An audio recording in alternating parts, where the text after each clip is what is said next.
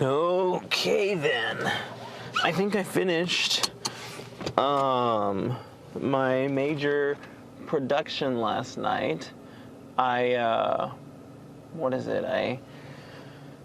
kind of gave up on listening to it and just kind of spliced out videos when it felt necessary.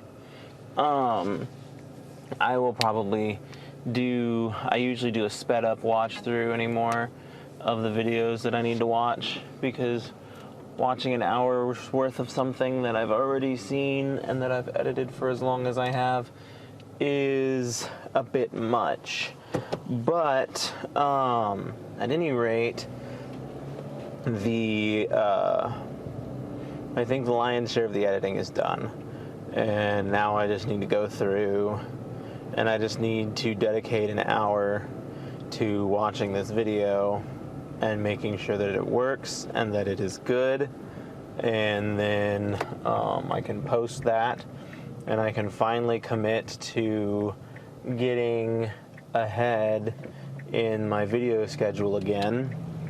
My other SD card filled up entirely, and so I've got a bunch of video on there that needs to be taken off, uploaded, etc., so on and so forth.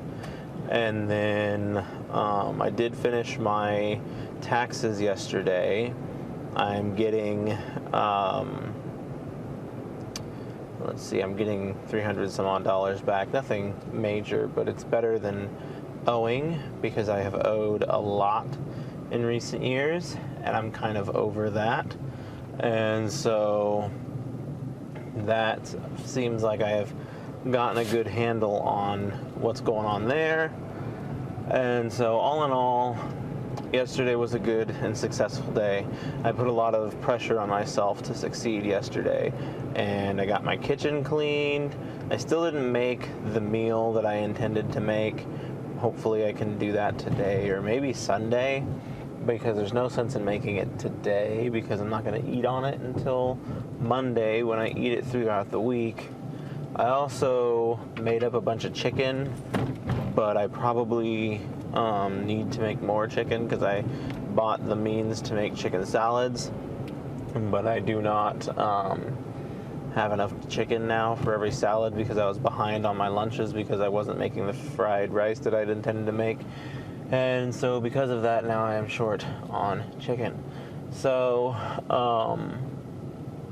I should buy some more chicken. We're roughly halfway through this month now, and I think I'm in a good place. I'm fairly certain I'm in a good place. The platform that I use for my book reviews is a paid platform, and I did not realize that, or maybe I did and I had forgotten. I don't remember the details of it now, but I do know now that yes, you have to pay for this. It's not free, and it's like $240 a year, which I don't know what that comes out to be a month, but there's 12 months in a year. 12 times 2 is 24. So is it $10 a month then, or 20? I think it's $20 a month, if my math is correct, which is, in the grand scheme of things, kind of expensive. And you earn some of that back because you have to, or you don't have to, but you can have people leave verified reviews on your books, which means they buy your book so that you review it. And I think that would count as profit, but like when it's $5 a book, if that, I would have to get 4 reviews a month to get my money back. I guess that's actually not that bad when you think about it that way. And I should be able to get more than 4 a month if I'm determined enough, because basically for every 2 reviews I do, I get 1 back. And so the key though is to do the free reviews, because if I am paying for other people's products, then I'm in the hole. Because it's like, well, I'm 20 bucks in the hole right now for this, to be able to use this platform. And then I bought a $4 book. And now I'm 24 in the hole. When someone buys mine, I get $5, and now I'm 19 in the hole. And that just is this perpetual process. So what I should do is focus on the free books until I climb out of what is owed, until I pay myself back, and then maybe do a balance of paid and not free. But at any rate, that was not even the topic that I was setting out to talk about this morning. I wanted to talk to you about movie directors. I am not someone who pays very much attention to movie directors. I am not by any means a cinephile or a film guy or anything. I don't watch a lot of movies. I watch probably more TV than I do movies, but I don't watch a lot of TV either. So as far as like watched media goes, my variety or my experience is not super high. And but so recently I've been looking more in depth with like producers and directors and stuff, because I'm finding that, like, obviously that matters. I wasn't that naive to the world beforehand, but like I am finding that it's like, oh, I can, just like with a good actor, you can be like, oh, this director is somebody that I trust, and I'm now going to watch a lot of their stuff. And I've been particularly fascinated by Sam Raimi as of late, because I did not realize until recently that he did the Spider-Man trilogy from the early 2000s. So, like, I knew about Evil Dead, which I have mixed feelings about that. Of the trilogy, I like the first movie the most, which I've understood to be a controversial opinion. And like the funnier and wackier that the movies get, the less I like them. And then I don't know that I know very much else that he directs. He's got a movie coming out right now with Bill Skarsgård in it.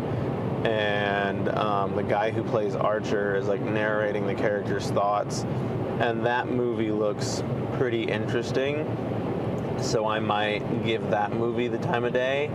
But aside from that, I don't know a lot of his work, but it's just fascinating to me that somebody who was directing this indie horror film from the 1980s wound up landing a job directing the Spider-Man films in like the 2000s. And like I feel like the first Spider-Man film maybe came out in 2002, or maybe that was the second Spider-Man film. For whatever reason, when I think of Spider-Man films, 2002 pops up in my head, and so that's what I'm going with. And I'm thinking that where am I going with this? I'm thinking that it's almost probably close to 20 years after the release of the first Evil Dead movie that he lands this job. And it helps me to see that, because it's like these things take time, so to speak. And like you want everything now, especially today. We have an instant gratification culture where you want something now, and for the most part you can have it now for the right price, or if you're smart enough to finagle it. But there are still things in this life that you have to wait for, and fame and putting some sort of credibility behind your belt tends to be one of those things. And so as we carry about our business and we figure out where we are in this life and what we want out of this life, like each moment, every day, every hour, every year is a pool of experience for you. And so it's like he had 20 years experience producing movies, and I'm sure he did a lot more between Evil Dead and Spider-Man that I just don't know about. I feel like there was a Western movie that someone was talking about recently that they said that he directed. And like I said, I don't know very many directors, and so when people mention one of the few that I do know, I tend to stick to that and be like, oh my gosh, I know that guy. But pretty sure he said it was Sam Raimi that did that. But at any rate, I'm sure he has had plenty of movies and experience under his belt before he hit Spider-Man, which was, I feel like, probably his first blockbuster hit. Like, Evil Dead is very much so a cult classic, but even then, like, I feel like there's a lot of people who don't know what that movie is. And so, but like everybody knows Spider-Man, and like a good chunk of the world knows the movies that he put out for Spider-Man.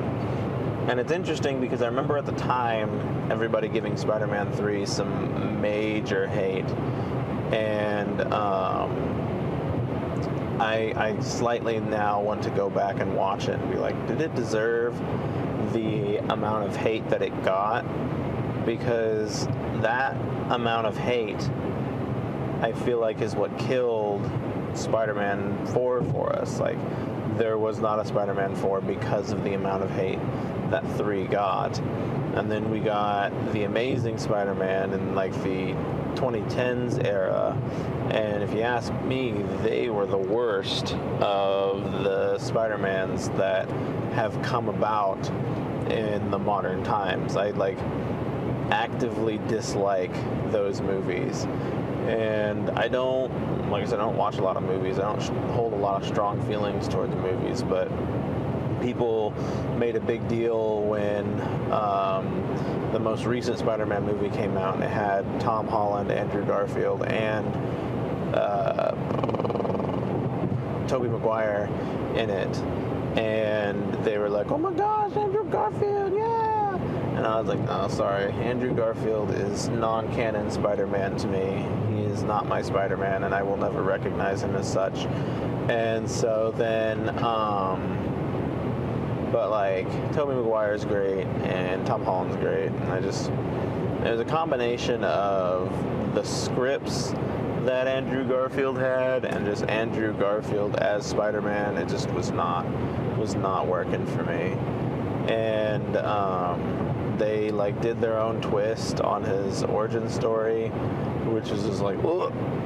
And now that they have made it to where like each Spider-Man is a Spider-Man from their own universe, and you have a whole multiverse of Spider-Man, like, you can pretty much do whatever you want with that character now and just say that they're not part of the original multiverse or whatever you want to call it.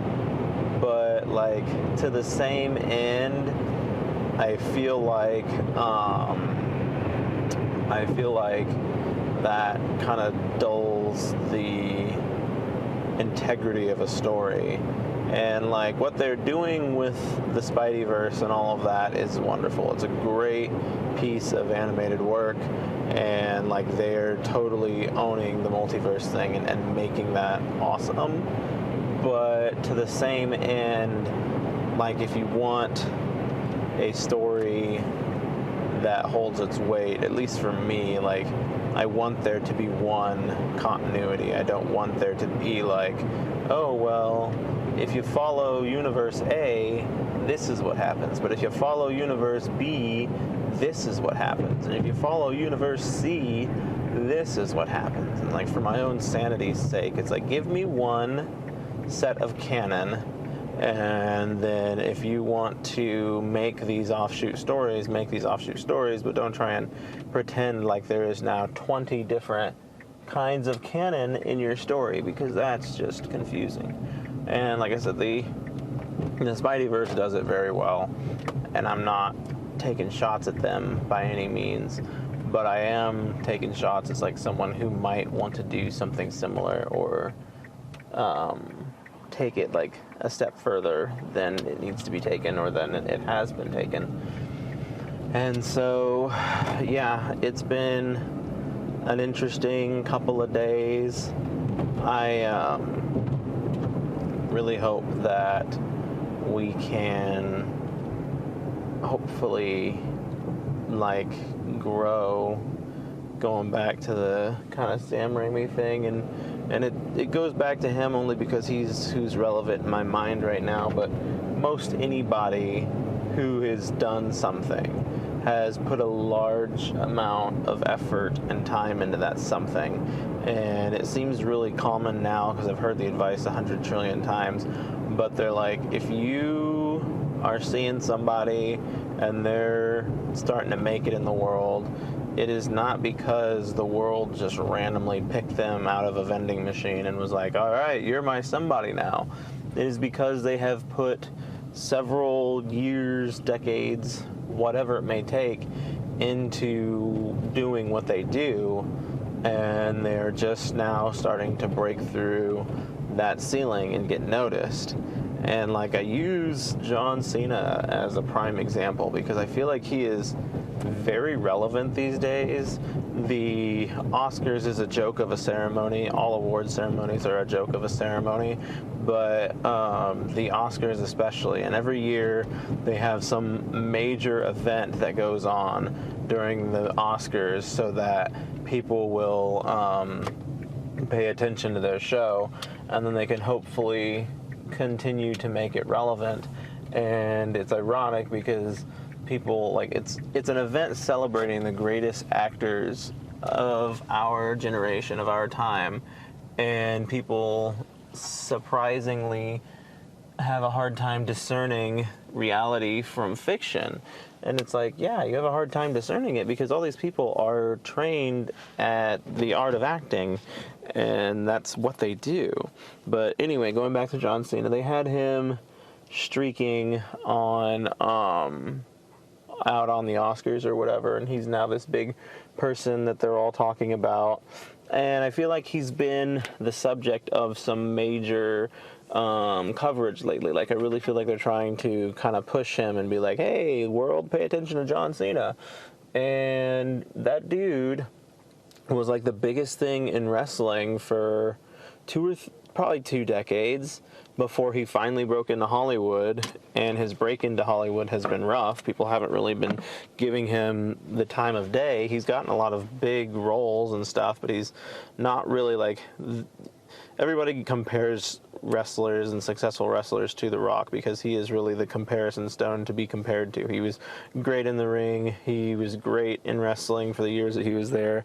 Then he went to Hollywood, and now he pretty much owns Hollywood, and he's great at that as well.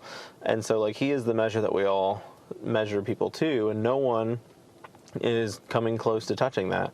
Not John Cena, certainly not Dave Bautista. Dave Bautista was a medium wrestler at best, and now he's in Guardians of the Galaxy and he thinks that he just rules the world, and it's like, get out of here, bud.